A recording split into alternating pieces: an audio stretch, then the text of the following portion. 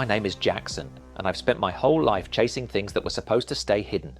It started with curiosity, the kind that makes you ignore every warning, every gut feeling, because you're sure you can handle what's behind the curtain. The kind of curiosity that doesn't stop when something feels wrong, that burns deeper the closer you get to danger. The dark web fascinated me, not because of what it sold, but because of what it promised. Secrets. The idea that somewhere inside that maze of encrypted links and dead-end pages, there were truths no one was meant to find.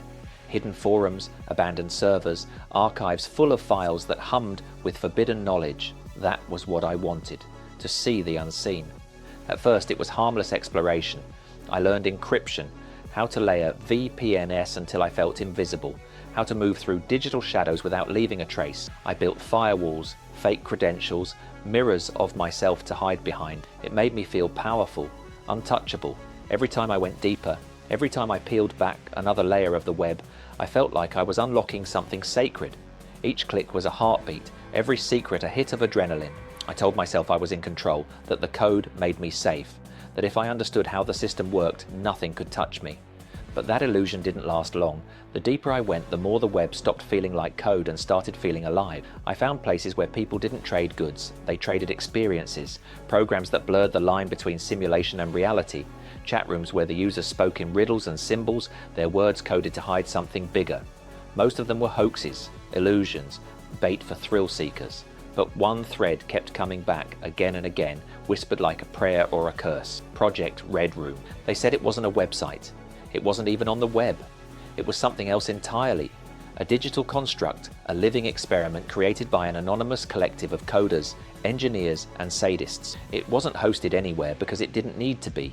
It existed in fragments, constantly shifting, learning, adapting. Some said it read your thoughts, that it mapped your fears and built itself around them. Others claimed it wasn't a program at all, but a gateway, something that used your mind as the interface. I read it all with fascination and disbelief. It sounded impossible, too theatrical to be real.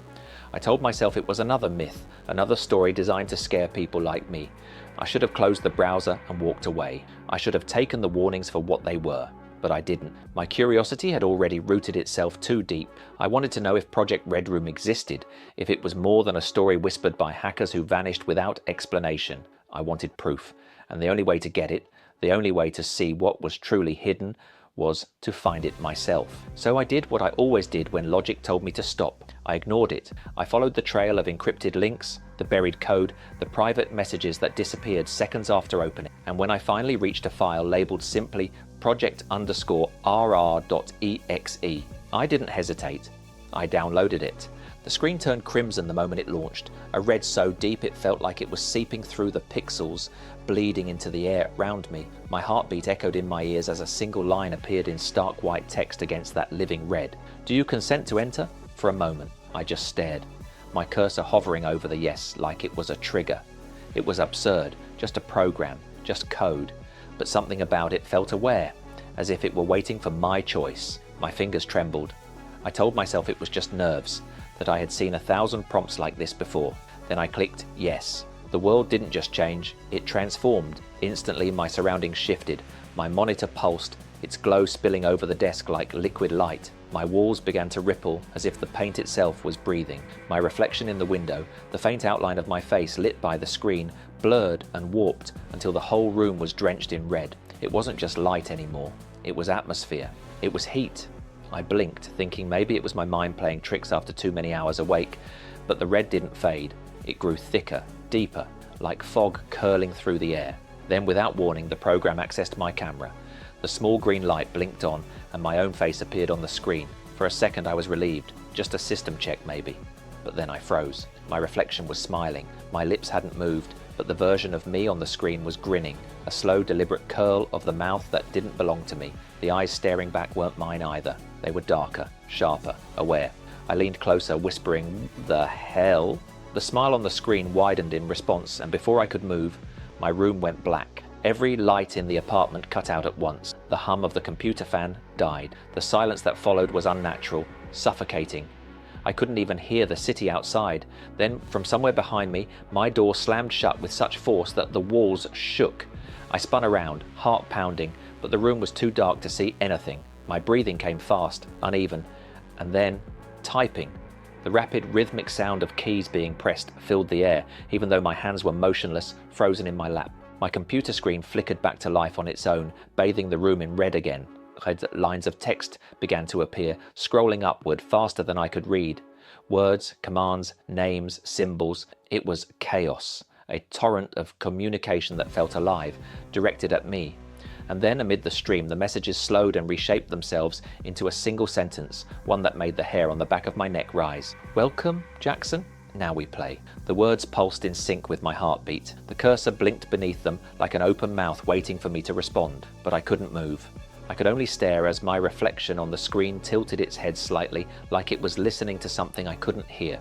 I tried to shut the computer down, but every key I pressed only made the red glow brighter, as though the machine fed on my panic. The keys felt sticky, too warm, and the faint hum of the laptop deepened into a low, guttural vibration that made the desk tremble beneath my hands. I pressed escape, control, alternative. Nothing worked. The more I fought it, the more alive it became. I slammed my palms down, every command I knew flashing through my mind in frantic succession, but it ignored me like a living thing, pretending to be dead. Then the brightness spiked, searing my vision in a crimson flare that swallowed every corner of the room. It felt like being trapped inside a heartbeat. My breath came shallow and uneven. I could taste metal in the air, that sharp tang of electricity that comes before a storm. I reached behind the desk and pulled the plug from the socket, expecting the instant satisfaction of silence and darkness. But the screen didn't even flicker. It stayed on, burning, humming, its light crawling across my walls like veins of molten glass.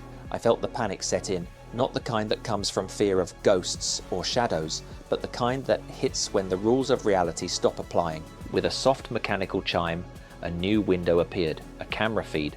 For a second I thought it was my webcam again, but this angle was wrong. It wasn't facing me, it was behind me. I could see the back of my own head, the faint shimmer of the red light on my hair, the curve of my shoulders. The image was grainy, like old security footage, but unmistakable. I froze. Slowly I turned around, my pulse hammering so loud it drowned out my thoughts. Nothing. Just darkness and silence. No camera, no movement, no one there. But the screen said otherwise. The feed adjusted as I moved, tracking my motion with unnatural precision.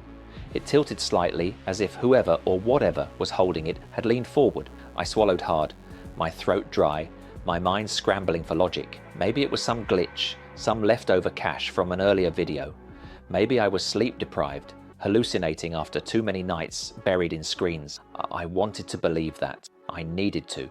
Then I heard it, the sound that made every rational thought disintegrate, the faint rhythmic tapping of keys. Not from my laptop, from behind me. It was deliberate, patient, and slow.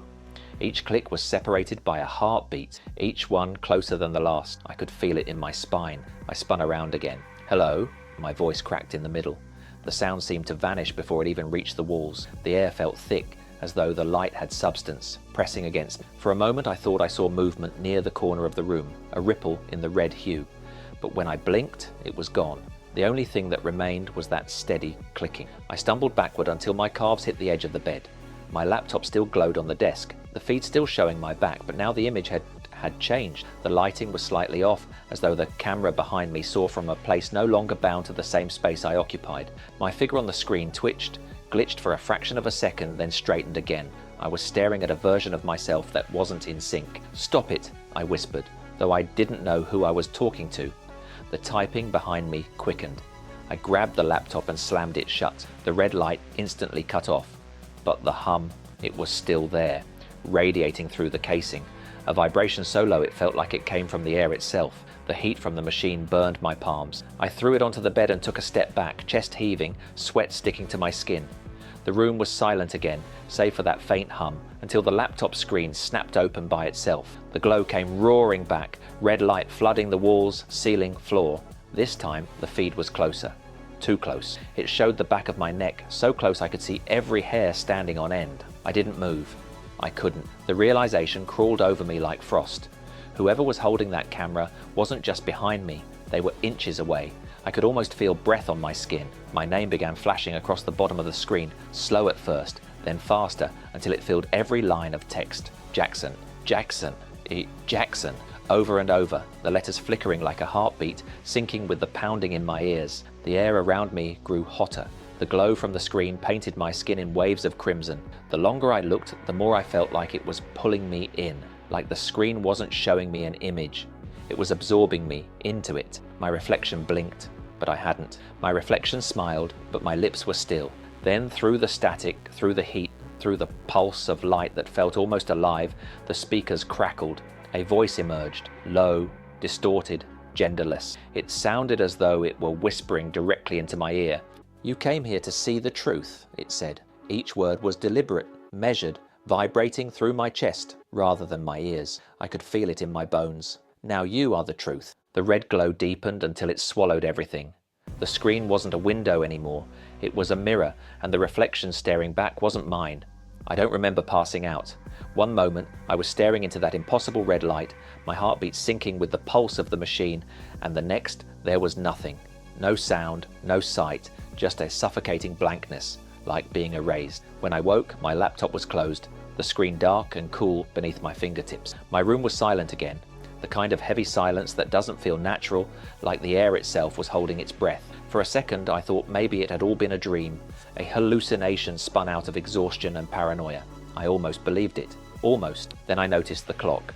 The small digital clock on my desk, the one I'd had for years, blinked a time that made no sense. 2 days had passed, not hours. My body felt weak, sore, as if I'd been asleep for centuries, every limb leaden and my throat burned with dryness. And when I stumbled to the mirror, I barely recognized my own face. My eyes were bloodshot, my skin pale beneath the faint residue of red light that seemed to cling to me, even in darkness. My hands trembled when I reached for my phone. Dozens of missed calls, hundreds of notifications, but what stopped me cold were the emails. My inbox was flooded with messages from addresses that didn't exist, strings of random letters and numbers, no sender, no return path. The subject lines were coordinates, sets of numbers and decimals I didn't recognize at first.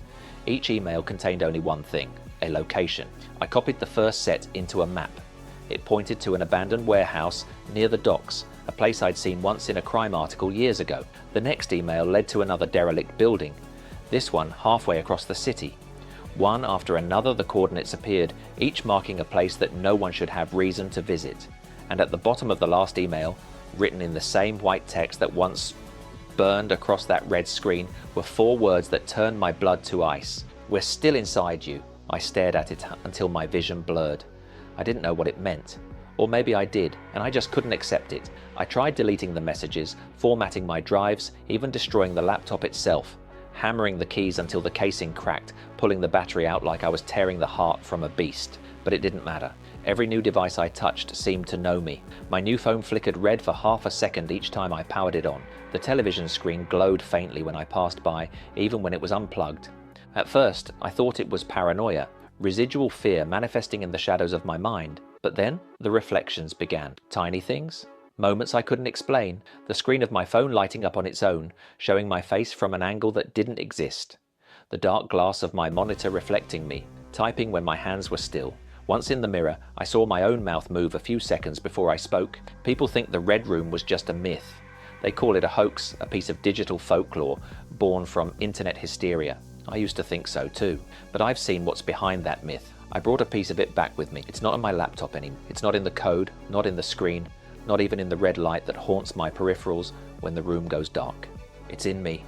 And every night when the lights go out and my devices settle into silence, I can feel it. Something humming beneath my skin. Something watching through my eyes, waiting for me to connect again.